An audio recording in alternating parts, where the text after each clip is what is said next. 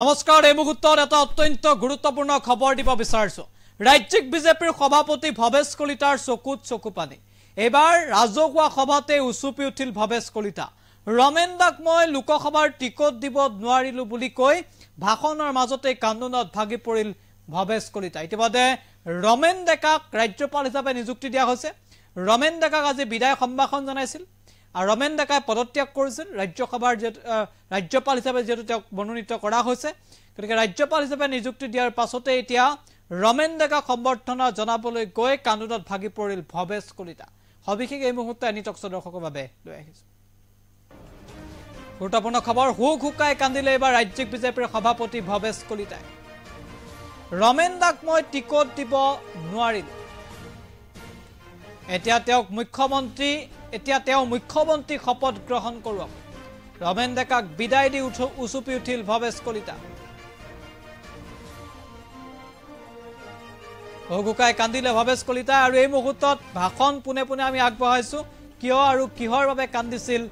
ভৱেশ কলিতা এই মুহূৰ্তত আগবঢ়াইছো তেখেতে লোকসভাৰ টিকেটটো বিচাৰিছিলে মই নিজে চৰি দিব নোৱাৰিলো নহয় জানো কিন্তু তেখেতে আজি মুখ্যমন্ত্ৰী শপত দিব নহয় জানো এখন ৰাজ্যৰ আমাৰ মহামহিম ৰাজ্যপালৰ সহধৰ্মিনী হিচাপে তাত তেখেতৰ পৰিচয় থাকিব সেইকাৰণে আজিও আমি তেখেতক এই যাত্ৰাত তেখেতক শুভেচ্ছা জনাইছোঁ তেখেতে বহুত তেখেতক ইনস্পাইৰেশ্যন যোগাইছে নহ'লে আজি ৰাজ্যপালৰ নিচিনা পদ নাপালেই হয় বিপদৰ সময়ত যিটো তেখেত ছাপোৰ্ট দিছে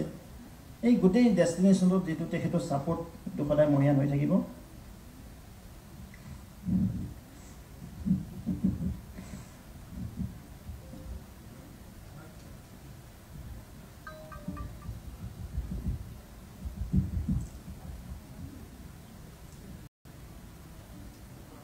তেখেতে লোকসভাৰ টিকেটটো বিচাৰিছিলে মই নিজে চৰি দিব নোৱাৰিলো নহয় জানো কিন্তু তেখেতে আজি মুখ্যমন্ত্ৰী শপত দিব নহয় জানো এখন ৰাজ্যৰ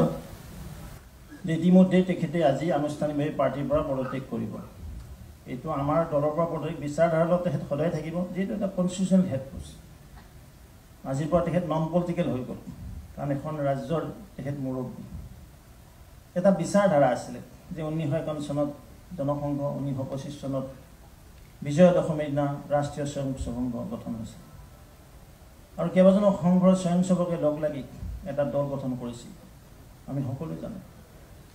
5 জন প্ৰচাৰকক লৈ 1951 চনত যি জনসংঘ স্থাপন হৈছিল অটল বিহাৰী বাজপেয়ী ডাঙৰীয়া দীনদয়াল উপাধ্যায় সুন্দৰ সিং ভাণ্ডাৰী উষাভাউ ঠাকৰে এই সকল মহান নেতাৰ নেতৃত্বত জনসংঘ স্থাপন হৈছিল আৰু জনসংঘৰ পৰৱৰ্তী সময়ত আমি সকলো জানো যে 1977ত যে 76ৰ ইমাৰ্জেঞ্চি হ'ল 77ত জনতা পাৰ্টি গঠন হ'ল জনতা পাৰ্টি গঠন হওঁতে আৰু তেতিয়াই এজন স্বয়ংসেৱক আছিলে স্বয়ংসেৱক হিচাপে বিভিন্ন সময়ত বিভিন্ন যিদৰে অত্যাচাৰ পীড়ন হৈছিল আমি সকলোৱে জানো যে ইমাৰ্জেঞ্চি কল কৰিছিলে অসমৰ কেইবাজনে কাৰাবাস খাটিছিল আৰু কেইবাজনৰ পলাতক অৱস্থাত আছিল আমি তাৰে অন্যতম এজন আছিলে ৰমেন ডেকা জনতা যুৱ মৰ্চা যেতিয়া গঠন হ'ল তেখেতে ৰাজ্যিক সমিতিৰ অন্যতম সাধাৰণ সম্পাদক হয়নে জনতা পাৰ্টিটো আছিল আৰু জনতা যুৱ মৰ্চাৰো আছিল তেতিয়া অৱশ্যে দয়াল কৃষ্ণ বৰা ডাঙৰীয়া সংঘৰ প্ৰচাৰক নাছিল বহুতে নাজানে জনতা যুৱ মৰ্চাত আছিলে আপোনালোকে ৰমেন দাৰ পৰা সুধি ল'ব তাৰপিছত তেখেত প্ৰচাৰক ওলাইছিল মই জনাত মোৰ যদি ভুল হয় হয়নে বোলে আৰু যেতিয়া আপোনালোকে সকলোৱে যে জনতা পাৰ্টি বিভাজন হ'ল যে অটলজীৰ নেতৃত্বত ভাৰতীয় জনতা পাৰ্টি গঠন হ'ল যেতিয়া জনতা দলত তেতিয়া জনতা পাৰ্টি জনতা দল নহয় জনতা পাৰ্টিৰ এটা কুৱেশ্যন আহিল যে সকল ৰাষ্ট্ৰীয় স্বয়ংসেৱক সংঘৰ স্বয়ংসেৱক আছে তেওঁলোকে হয় সংঘ এৰিব লাগিব নহ'লে জনতা পাৰ্টি এৰিব লাগিব আৰু তেতিয়া অটলজীয়ে এটা উত্তৰ দিছিল যে আমি স্বয়ংসেৱক আমি এটা বিচাৰধাৰা আমি এটা ইডিঅলজিত কাম কৰিছোঁ এই ইডিঅলজি আমি কেতিয়াও টেক কৰিব নোৱাৰোঁ দৰকাৰ হ'লে আমি জনতা পাৰ্টি টেক কৰিম আৰু সেইকাৰণে 1980 চনৰ 6 এপ্ৰিলত যি মহা অধিৱেশন হৈছিল আদৱানজী অটলজী মুৰলী মনোহৰ যোশীজীৰ নেতৃত্বত কুশাভাউ ঠাকৰেৰ নেতৃত্বত যি ভাৰতীয় জনতা পাৰ্টি গঠন হৈছিল সেই মহা অধিৱেশনত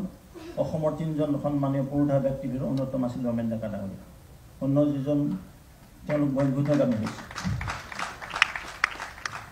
ঠিক তেনেকৈ বহুত কষ্টৰে আহি পাৰ্টি অৱস্থা হৈছিল উজন বজাৰৰ অফিসটো কাৰোবাৰ মনত আছে নে নাজানো ইয়াত থকা কেইবাজনৰ আছে আমাৰ নৱপ্ৰজন্মৰ কিছুমান মনত নাই সেই উজন বজাৰ অফিচতে এজন বগা ধুনীয়াকৈ বগা চাৰ্ট পিন্ধা মানুহ এটা কলা পেণ্ট পিন্ধা মানুহ আছিল তেওঁ নাম আছিল প্ৰবীণ বৰুৱাদেউ তেওঁ আছিল ৰাজ্যিক সভাপতি তাৰপিছতে ইন্দ্ৰমণি বৰাদা তাৰপিছত নাৰায়ণ বৰগোহাঁই ডাঙৰীয়া তাৰপিছত ৰাজেন গোহাঁই ডাঙৰীয়া আৰু তাৰপিছত ৰমেন ডেকা ডাঙৰীয়া ইন্দ্ৰমণি বৰাদা আকৌ হ'ল ইন্দ্ৰমণি বৰাদাৰ পিছত ৰমেন ডেকা ডাঙৰীয়া ৰাজ্যিক সভাপতি এক দীঘলীয়া ইনিংছ প্ৰায় 5টা দশককৈ অধিক কাল এক বিচাৰধাৰালৈ এক ইডিঅলজিলৈ আৰু কোনো কম্প্ৰমাইজ নকৰাকৈ কোনোবাই যদি পাৰ্টি কৰিছিলে ভাৰতীয় জনতা পাৰ্টি হৈ ৰমেন ডেকা ডাঙৰীয়া এই কথাটো আমাৰ যুৱ প্ৰজন্মই জনাৰ প্ৰয়োজন আছে মই এইখিনি কথা সেইকাৰণে কৈছোঁ আপোনালোক কাৰণ আজিকালি আমি জানো বহুতে কয় সুবিধাবাদী ৰাজনীতি বুলি কয় অৱশ্যে হয়ও মানুহবিলাকৰ মেনি মেন মেনি মাইণ্ড চিন্তাধাৰা বেলেগ বেলেগ থাকে কিন্তু তেখেতসকলে কোনো চিন্তাধাৰা কৰা নাছিল যে অকল যি প্ৰাইম মিনিষ্টাৰ বনোৱাৰ কাৰণে তেতিয়াৰ বিজেপি কাৰ্যকৰ্তাই কাম কৰিছিল গতিকে কেতিয়াবা এনেকুৱা হয় আজি আপোনালোকে শুনিলে আচৰিত পাব ৰাতিপুৱা যদি বিশ্ব হিন্দু পৰিষদৰ কাৰ্যকৰ্তা দুপৰীয়া ভাৰতীয় জনতা পাৰ্টিৰ কাৰ্যকৰ্তা আবেলি আকৌ সেইকেইজনে সংঘ কাৰ্যালয়তো যাব লাগে এজিটেশ্যন সেইকেইজনে কৰিব লাগে সেই অৱস্থাৰ পৰা আহি ইয়াত কেইবাজনো তাৰ মানে জীৱন্ত জ্বলন্ত সাক্ষী আছে তপন দা বহি আছে প্ৰদীপ দা আছে শিৱজী দুবে আছে আমাৰ বিজয় দা আছে তেতিয়াৰ প্ৰজন্মত যিখিনি কাম কৰিছিল ৰঞ্জিত মজুমদাৰ ডাঙৰীয়া আহিল পিছত নহয় এনি অফিচ যিয়ে চলাই আছিল পিছত আমাৰ বাইদেউ আছে পাণ্ডুত এজনী মহিলা আছিল গম পাই নাপায়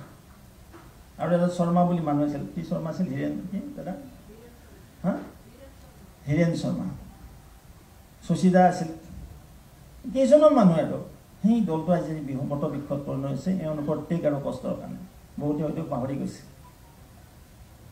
মই টিভিৰ সাক্ষাৎকাৰো কৈছিলোঁ যে বিটচাৰটোত পানী কিন্তু আজিয়ে ভৰোৱা নহয় অলৰেডি আছিলে তাত আমি ভৰাই দিছোঁ কাৰণে এইটো অভাৰটেক হৈ গৈছে আৰু সেই আছে যে ভাৰতীয় জনতা পাৰ্টীৰ যিটো উত্থান যে বিচাৰধাৰা এক ইডিঅলজিলৈ এই দলটো গঠন কৰিছিল অটলজীয়ে সেইকাৰণে তেখেতে লোকসভাৰ টিকেটটো বিচাৰিছিলে মই নিজে চৰি দিব নোৱাৰিলোঁ নহয় জানো কিন্তু তেখেতে আজি মুখ্যমন্ত্ৰীক শপত দিব নহয় জানো এখন ৰাজ্যৰ আমাৰ মহামহিম ৰাজ্যপালৰ সহধৰ্মিনী হিচাপে তাত তেখেতৰ পৰিচয় থাকিব সেইকাৰণে আজিও আমি তেখেতক এই যাত্ৰাত তেখেতকো শুভেচ্ছা জনাইছোঁ তেখেতে বহুত তেখেতক ইনস্পাইৰেশ্যন যোগাইছে নহ'লে আজি ৰাজ্যপালৰ নিচিনা পদ নাপালেই হয় বিপদৰ সময়ত যিটো তেখেত ছাপোৰ্ট দিছে এই গোটেই ডেষ্টিনেশ্যনত যিটো তেখেতৰ ছাপোৰ্ট সেইটো সদায় মহিয়ান হৈ থাকিব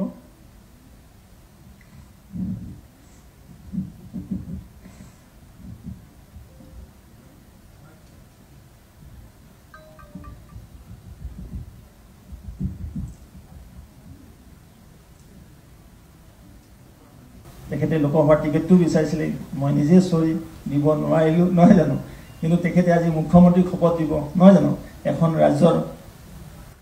ইতিমধ্যে তেখেতে আজি আনুষ্ঠানিকভাৱে পাৰ্টিৰ পৰা পদত্যাগ কৰিব এইটো আমাৰ দলৰ পৰা পদত্যাগ বিচাৰধাৰাত তেখেত সদায় থাকিব যিহেতু এটা কনষ্টিটিউচনেল হেড পোষ্ট আজিৰ পৰা তেখেত নন পলিটিকেল হৈ গ'ল